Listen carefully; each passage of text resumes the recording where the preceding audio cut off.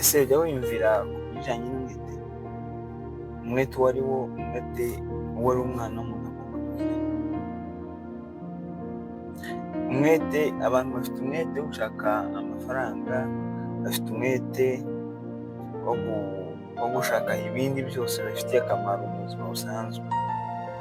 Ariko by'agaciro, ijambo ry'Imana riratubwira mu Baheburayo 12:14 haravuga ngo mugire umwete wo kubana n'abantu bose amahoro, n'uwo kwezwa kuko utejejwe atazabona umwami Imana.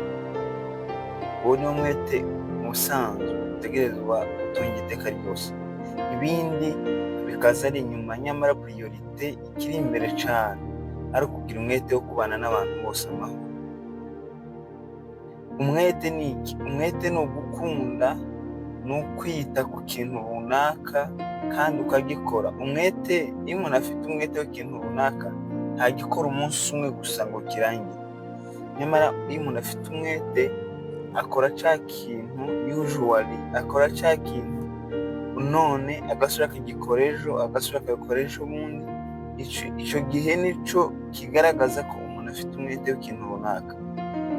Nimba ku wa mbere ufite umwete wo kubana n'abantu bose amahoro, n'uwo kwezwa ugasaba Imana imbabazi, ku wa mbere ukifuza ko abantu bose mubanye, abantu bose mukorana mubana amahoro, ku wa kabiri ukifuza ko umuntu wese mubana muhorana mwubana amahoro, ukagira uwo mwete. Nimba ari icyo mwapfuye mukaja inama mukaganira, donc icyo gihe byitwa ko ufite umwete wo kubana n'abo bantu bose amahoro.